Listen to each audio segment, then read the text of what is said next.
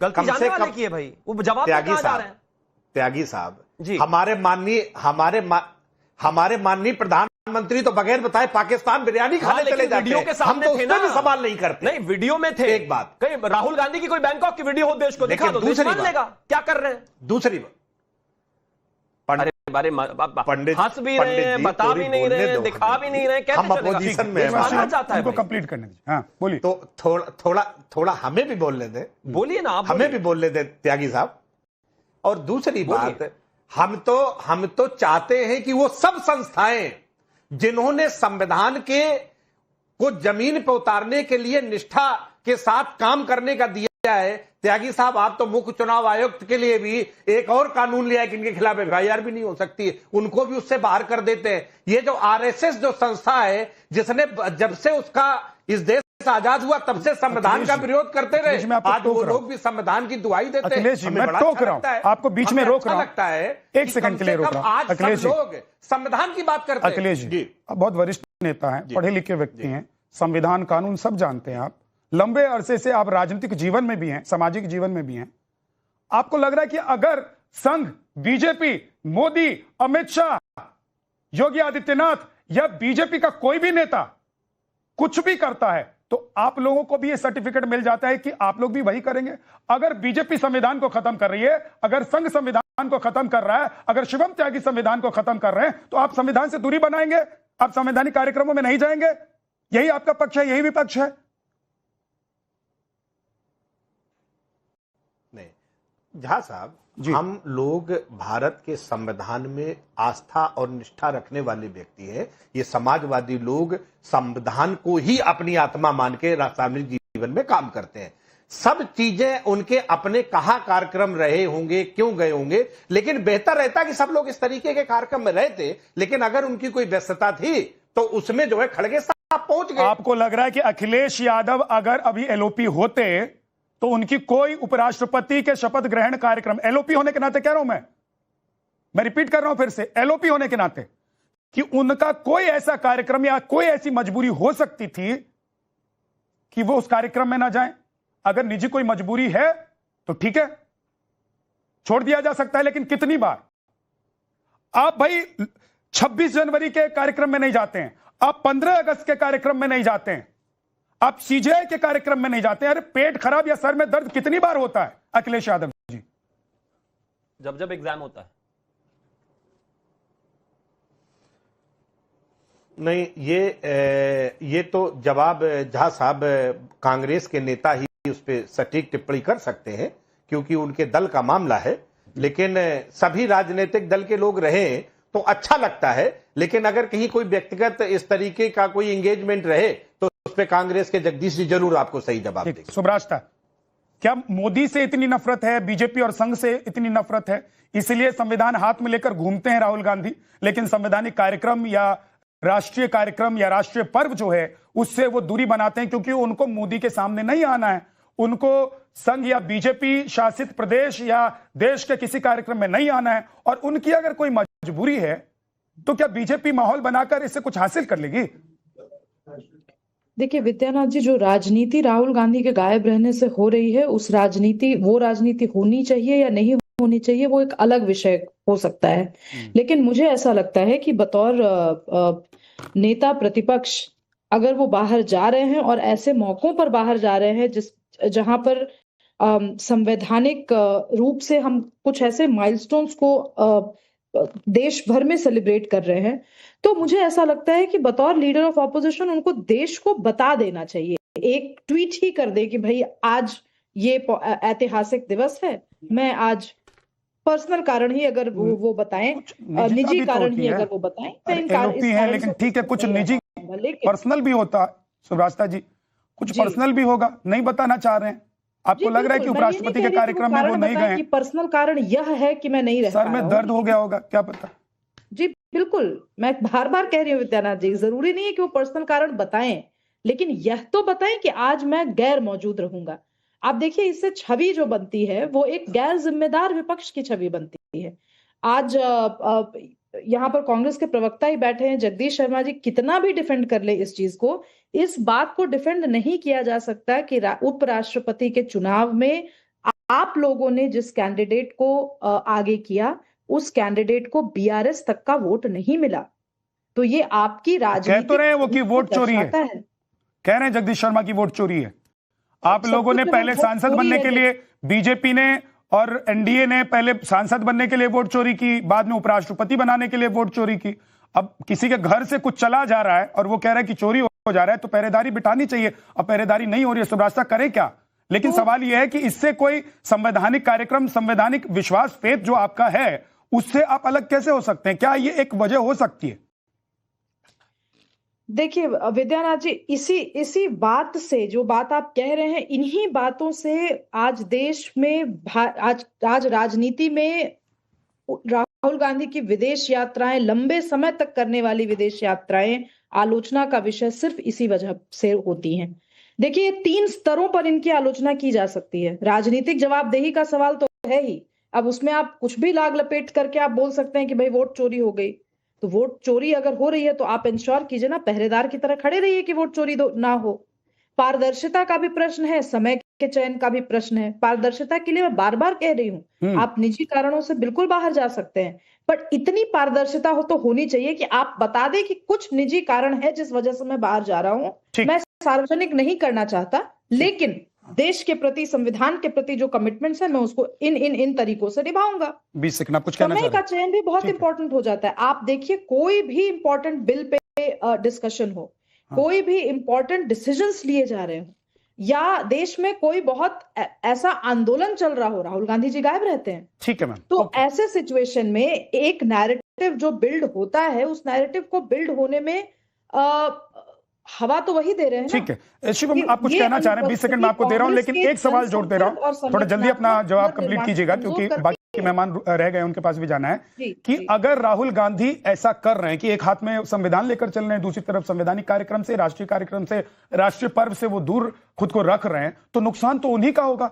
आप लोग क्यों इतना हाई तौबा कर रहे हैं? नहीं, लोकतांत्रिक मूल्यों का भी नुकसान हो रहा है।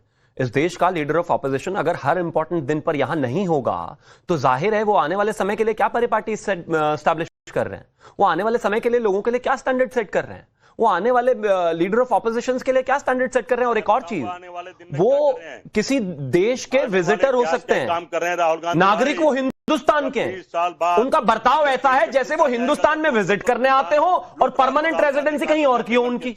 हालांकि उनका ब्रिटिश नागरिक होने का कोई केस चल रहा है वो इलाहाबाद प्रयागराज हाई कोर्ट में, वो अलग विषय है, लेकिन भाई वो इस देश के नागरिक है, इस देश के नेता हैं, विदेशों के नागरिक और यहां के घूमने वाले नहीं है। अगर यहां उनको ट्रैवल ही करने आना है, ठीक है, बिहार गए ट्रैवल करने पहुंच गए, कहीं और गए ट्रैवल करने पहुंच गए, मतलब हर हफ्ते अगर ट्रैवल ही करने जाना है तो कहां, मतलब उधर की परमानेंट रेजिडेंसी ले लो, इस देश को ही छोड़ दो। यहां ऐसे आते हैं वो जैसे यहां पर कोई टूरिस्ट आया हो, ऐसे तो नहीं चल सकता, और राजनीति ऐसे नहीं चल सकती, और इसमें देश का नुकसान है। भाजपा और कांग्रेस वाला आप ये कह रहे हैं कि भाई अगर आप एलओपी हैं तो कम से कम अपनी जिम्मेदारी निभाएं। नहीं तो मर्यादा है, यही मर्यादा है, यही संविधान है, यही विधान है। और चाहे सरकार किसी की भी रही हो, एलओपी की ये जिम्मेदारी होती है कि पक्ष में, जब भी सरकार के पक्ष में या विपक्ष में जब भी कोई बड़ा फैसला हो रहा हो या बड़ा कार्यक्रम हो रहा हो, तो उसकी उपस्थिति होनी चाहिए। लोकतांत्रिक तस्वीर कैसी होती है? अगर एलओपी की आवश्यकता ही ना होती, उनके वहां रहने की आवश्यकता ही ना होती, तो एलओपी की पद की आवश्यकता ही नहीं थी। अगर सरकार को ही रहते हुए सभी संवैधानिक कार्यक्रम करने हैं और उस तस्वीर को वर्ल्ड वाइड लेकर जाना है, वो दिखेगी तो वो कैसी लगेगी भाई? एक लीडर ऑफ ऑपोजिशन होना चाहिए, हर एक ऐसे कार्यक्रम में होना चाहिए, उनकी सहमति से हुआ है, इसीलिए वो पद बना, चुने गए तो उनका रहना बहुत जरूरी है, इसीलिए वो पद बना भी। बिल्कुल। जगदीश जी 20 सेकंड जल्दी से।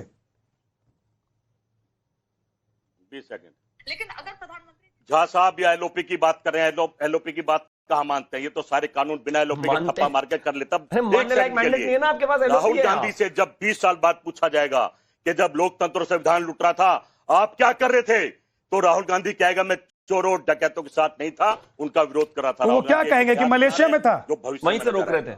क्या कहेंगे? मतलब आप क्या कहना चाहते हैं जगदीश जी कि राहुल गांधी से अगर आज से 20 साल बाद या 10 साल बाद पूछा जाएगा कि जब लोकतंत्र लुट रहा था तो आप क्या कर रहे थे, तो वो कहेंगे कि मैं मलेशिया में था, मैं उपराष्ट्रपति के कार्यक्रम में नहीं था, जब अहम बैठकें चल रही थी तो मैं विदेश में था, मैं अमेरिका में था, लूटने वालों के, मैं यूके में था, मैं अपने काम में व्यस्त मैं इटली में था, मैं जनता के साथ था, मैं किसान के साथ था, मैं मजदूर के साथ था, बहन बेटियों की रक्षा के लिए था। वो मजदूर, वो किसान, वो जनता, इसीलिए तो आप एलओपी बन के बैठे हुए ना संसद में, उनकी बातों, उनकी जिम्मेदारियों को आप पहुंचा सके, विदेश में सरकार के सामने खड़े होकर अपनी बात कह सके, इसीलिए तो एलओपी है ना। कहेगा भाई कि मुद्दों की लड़ाई लड़ रहा था, मैं मुद्दों की लड़ाई, मलेशिया में कौन से मुद्दे की लड़ाई चल रही है? चोरों के साथ नहीं था। मलेशिया में कौन से मुद्दे की लड़ाई चल रही है? नहीं था, मैं उनसे लड़ रहा था।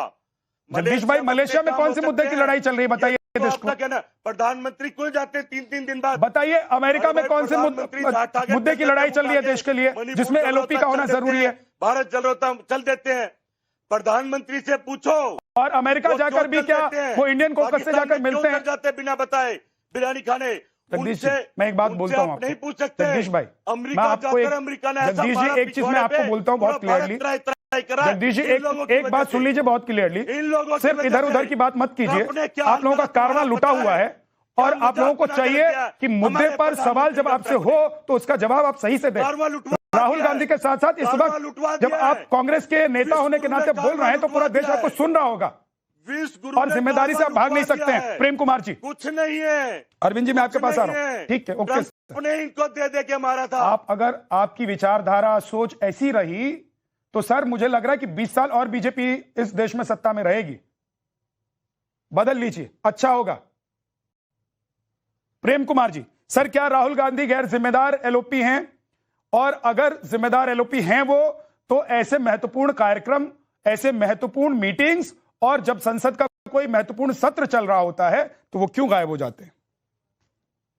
देखिए विद्यानाथ जी, उपराष्ट्रपति का जो शपथ ग्रहण समारोह होता है उसका जो प्रोटोकॉल है निमंत्रण देने का, तो प्रोटोकॉल के तहत प्रधानमंत्री, स्पीकर, गृह मंत्री सबको निमंत्रण जाता है, लेकिन विपक्ष को प्रोटोकॉल के तहत नहीं सामान्य निमंत्रण जाता है।